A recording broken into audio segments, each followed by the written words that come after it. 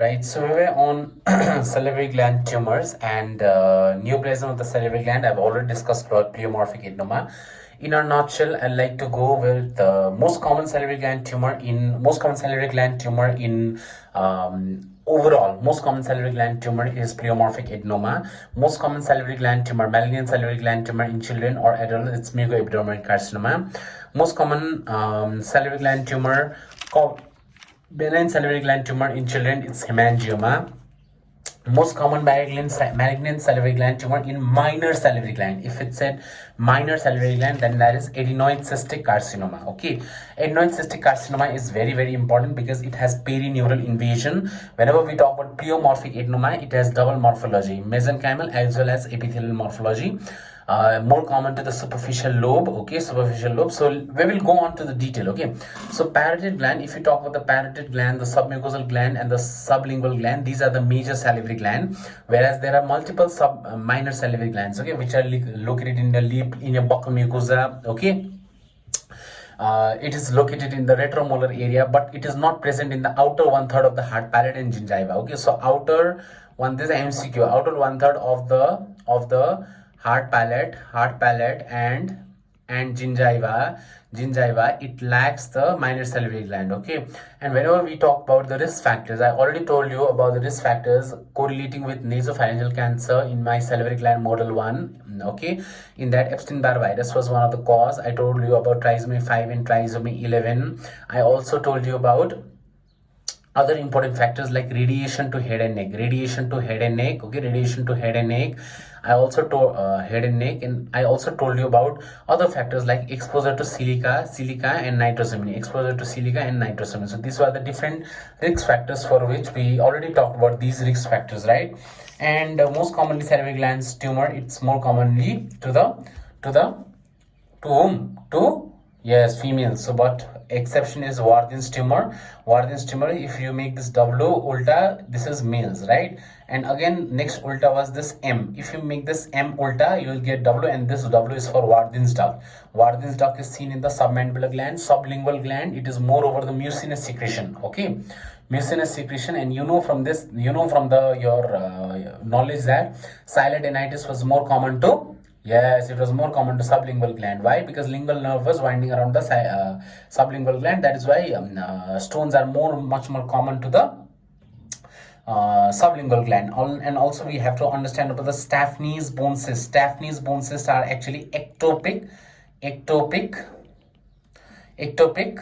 salivary gland. Okay, salivary tissues. And Staphy's bone cyst is located at the angle of mandible. Okay, angle of mandible. So Staphy's bone cyst was located on the angle of the mandible. Okay, and we already talked about the tumors. Okay, major salivary gland, minor salivary gland, risk factors of salivary gland. I already talked about pleomorphic adenoma.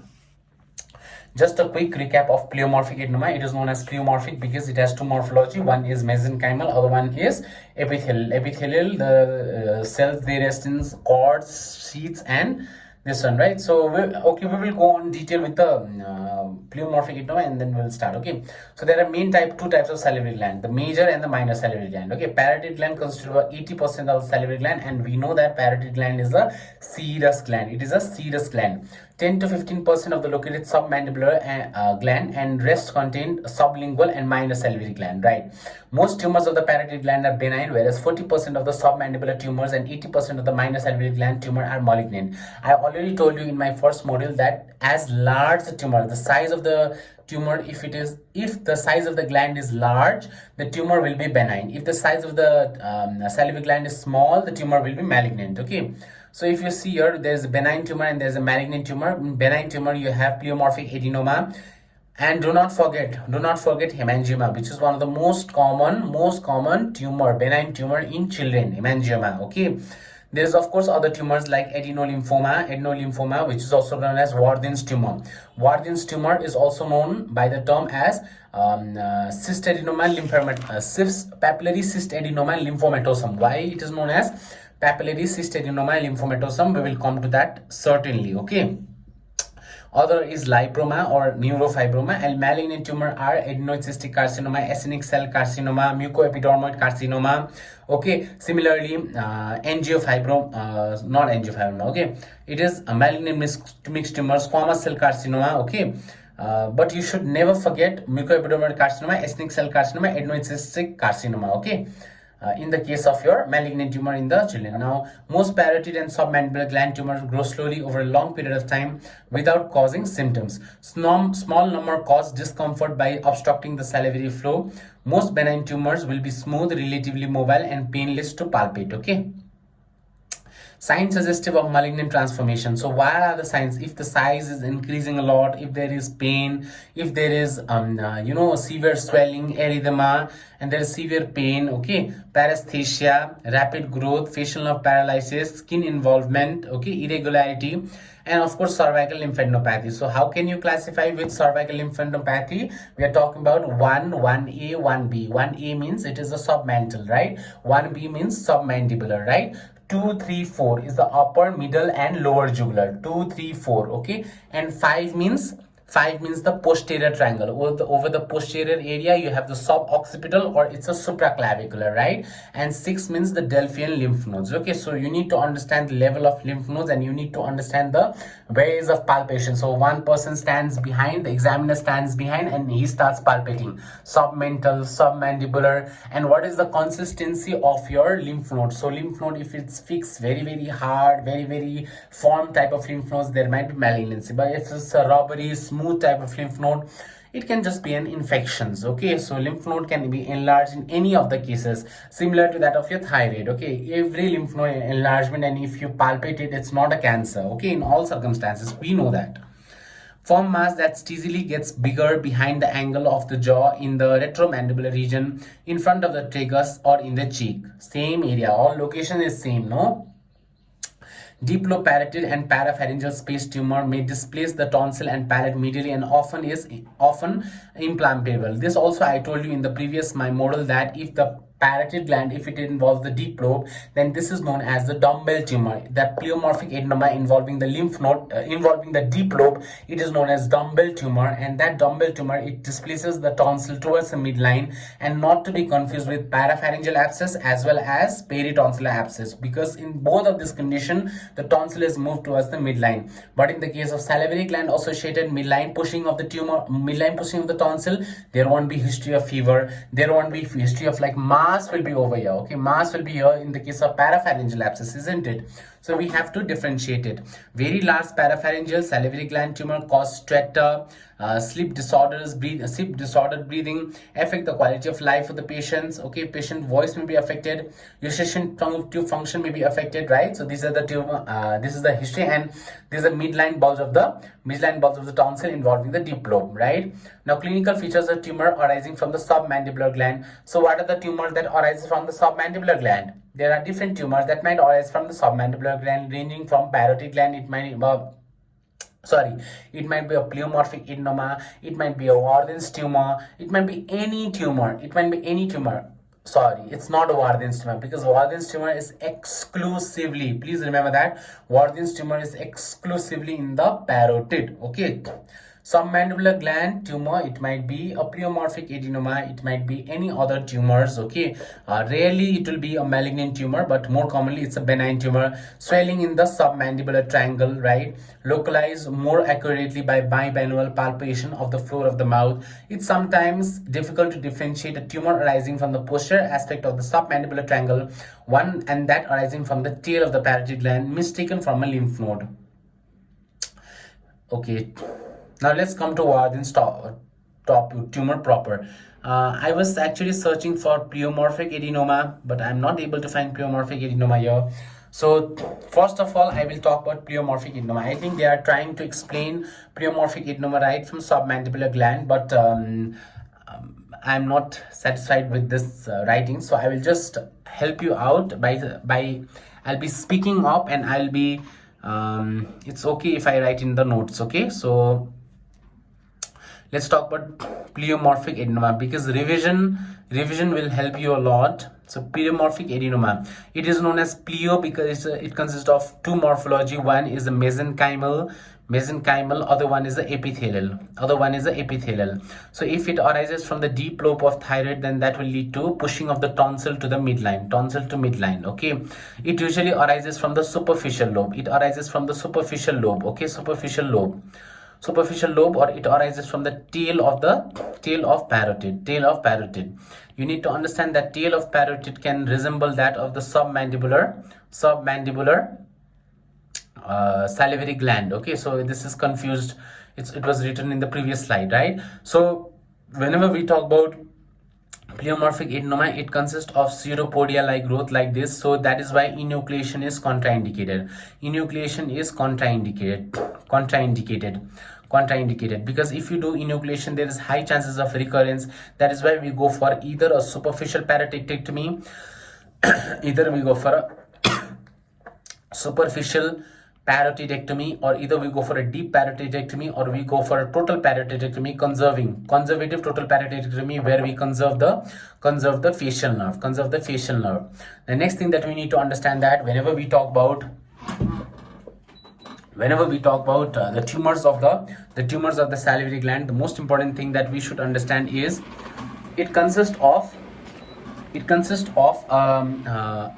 capsule, okay. So this is a salivary gland tumor, and it consists of a capsule, but this capsule is actually a pseudo capsule. It is not actually a true capsule, and this pseudo capsule is made up of mucopolysaccharides, okay. That mucopolysaccharides is a component of your myxoid component, that is basically a mesenchymal component, isn't it, okay. So in pleomorphic adenoma, one more important topic, in pleomorphic adenoma, there is Cotton sign is positive. Now what is the Cotton sign positive? Cotton sign positive means the tumor can be moved sideways, but it can't be moved up and down, okay. So the curtains, right, the house curtains, it can be opened in this way, sideways, right. There's no like opening up and down in this way. So sideways opening of the curtain is there. That is why this is given by the term as Cotton sign positive. So if the Cotton sign is positive, then this is most probably the case of pleomorphic adenoma, okay. Pleomorphic adenoma. Now what we need to understand is, for the staging of the tumor, we can go for an FNAC. For the staging of the tumor, we have to go for an MRI, and for the confirmation of the diagnosis, FNAC becomes a key marker by which we can confirm this, confirm the extent of the tumor and confirm the diagnosis of pleomorphic adenoma. Now what we need to remember is, pleomorphic adenoma, if it converts into malignant, the last word was this in my previous model, if it converts into malignant, it is known as pleomorphic carcinoma x pleomorphic adenoma, or it is also known as malignant mixed tumor. So there was a classification in your classification, I think there was also malignant mixed tumor over here. Mucoepidermal carcinoma, enocystic carcinoma, ethnic cell carcinoma, this malignant mixed tumor is nothing but this is actually the malignant version of pleomorphic adenoma. Malignant version of pleomorphic adenoma was known as malignant mixed tumor, okay. And remember that if there is a rapid growth, if there is facial nerve paralysis, if there is pain, if there is paresthesia, if there is numbness, if there is enlarged lymph nodes, enlarged lymphatic system, enlarged lymph nodes, okay. So this all are actually hallmark that this says that, okay, this is now converting into a malignant tumor. Now let's go on to the Warthin's tumor.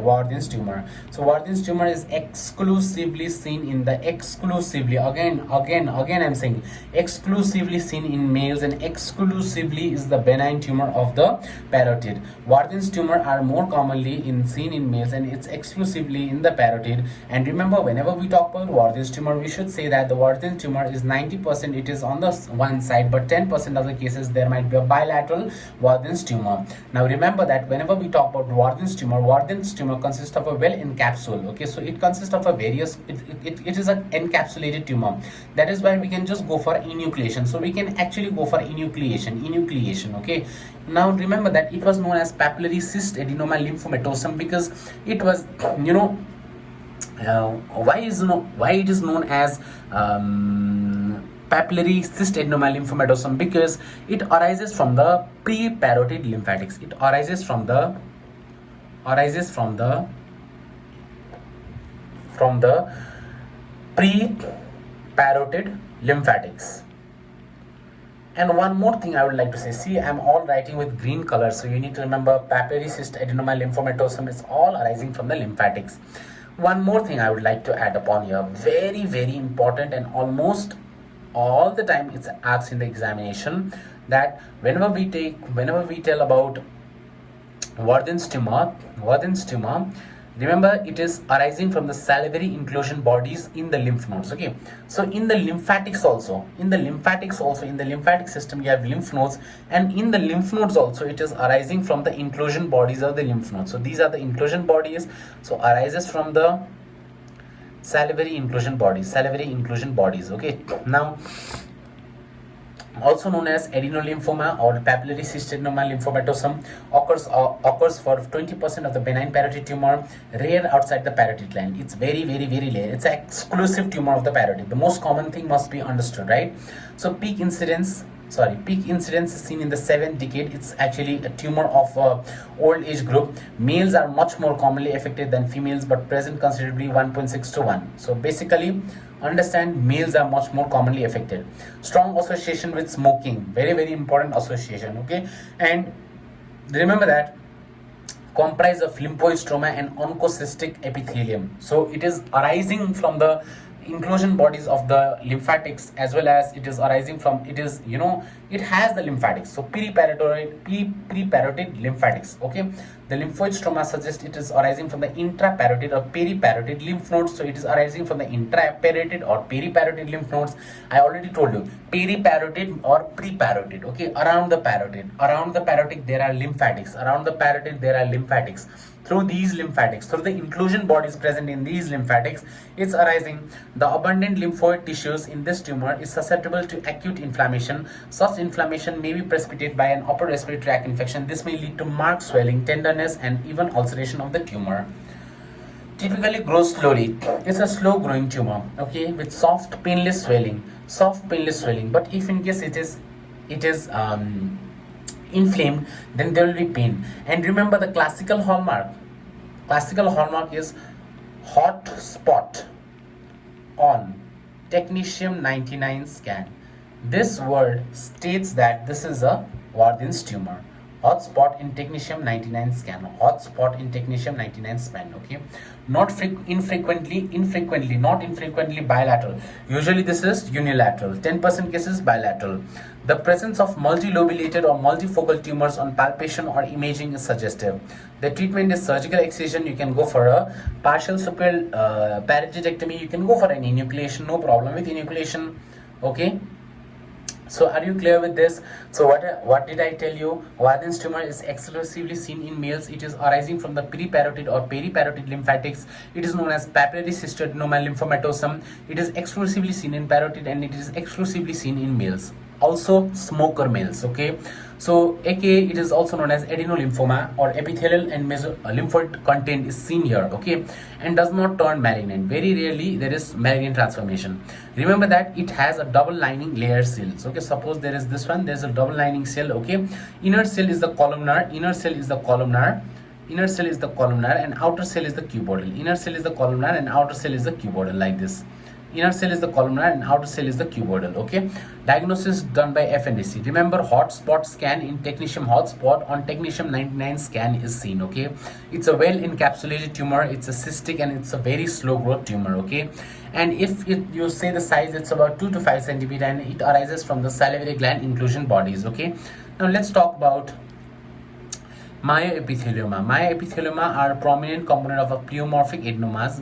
Myoepithelial cells are the prominent component of the pleomorphic adenomas. It's very rare. Okay, it's very rare. So I don't want to go to much more details on myoepithelioma or onchocystoma. Now I'll go to malignant tumor, which is much more important tumor, mucoepidermoid carcinoma. So mucoepidermoid carcinoma is the most common tumor, malignant tumor in the case of children, and more common malignant tumor in the case of adults. But remember, mucoepidermoid carcinoma also occurs in the minor salivary glands. But if you are asked the most common tumor in the minor salivary glands, then you have to say it is adenoid cystic carcinoma. Okay, adenoid cystic carcinoma.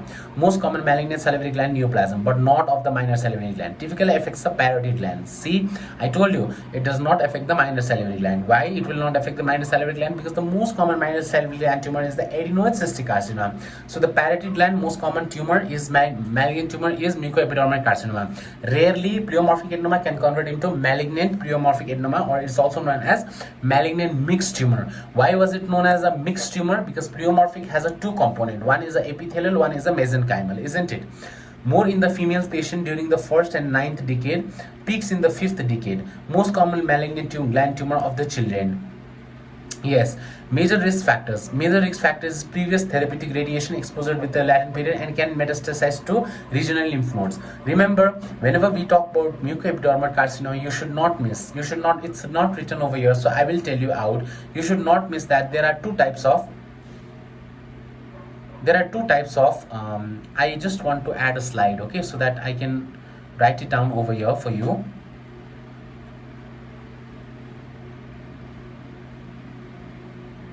So there are two types of two grades. So there is a low grade tumor and there is a high grade tumor. For high grade tumor, so if you tell about the low grade tumor, then low grade tumor are actually well differentiated tumor. It's a well differentiated tumor.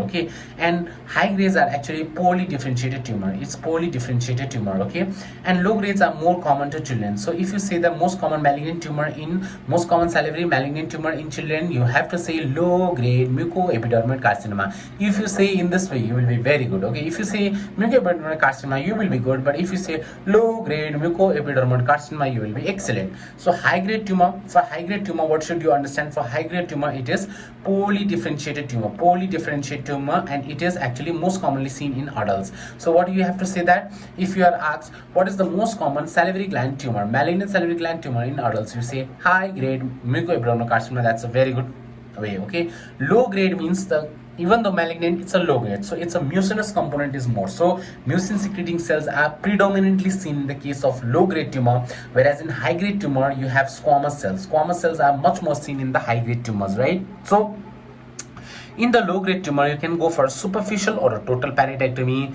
but in the high grade tumor, you have to go for total parectomy. And I'm so sorry that you have to go for radical neck dissection also. Now, what is about radical neck dissection? What is modified radical neck dissection? We will discuss that later, where we are actually, involving different other glandular structures. Also, we are actually removing greater superficial. One nerve also we are removing. I'll be telling you that certainly, but the most important thing whenever you talk about these tumors, what you should understand is, see, I'd like to take some moment to talk about radical neck dissection and modified radical neck dissection.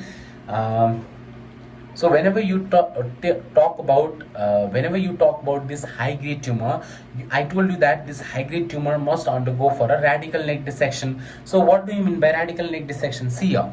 So I already told you submental, submandibular. Okay, upper, middle, and lower jugular. Then what you have? Then you have posterior triangle, and then you have the Delphian lymph nodes. And 7 means the superior mediastinum. Okay, 7 means the superior mediastinum. And whenever you talk about modified radical neck dissection or radical neck dissection, the most important thing that you should understand is the three important structures. One is spinal accessory nerve. Please learn in this manner. Okay, spinal accessory nerve. Other one is internal jugular nerve, internal jugular vein, and the last one is sternocleidomastoid.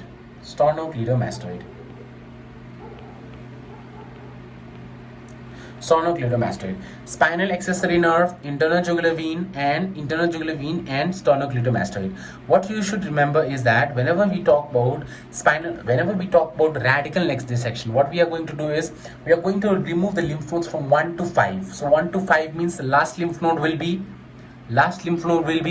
yes, it will be posterior triangle lymph node. So submental, submandibular, upper jugular, middle jugular, lower jugular, and posterior triangle lymph nodes. All you're going to remove, right? All you're going to remove. Along with that, you are going to remove spinal accessory nerve, number one. You're going to remove internal jugular vein, and of course, you're going to remove the sternocleidomastoid muscle, SCM muscle, right? SCM muscle. Now, remember that whenever we talk about radical neck dissection, we are just going to remove all. But in the case of modified radical neck dissection, you have type 1, type 2, and type 3. In type 1, you're going to preserves only the spinal accessory nerve. So spinal accessory nerve is only preserved, okay? In the type 2, internal jugular vein is basically preserved. In the type 3, sternocleidomastoid, internal jugular vein, and spinal accessory nerve, all is preserved, okay? Type 1 means you are only preserving the spinal accessory nerve. Type 2 means you are preserving the spinal accessory nerve as well as the internal jugular vein, okay? Type 3 means sorry.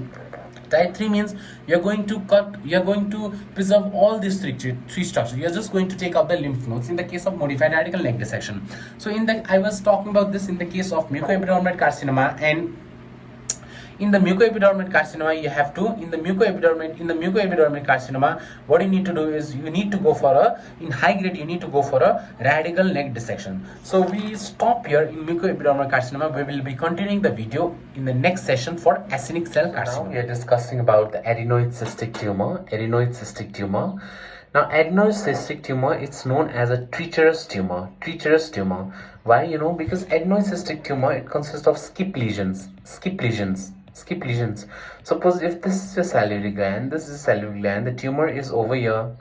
The tumor is over here. So if you go for an FNAC, and if you happen to inject fluid from here, right, that it will show that the tumor is negative, right? So you should actually go for FNAC from this particular side to actually know that yes, over here there's a tumor.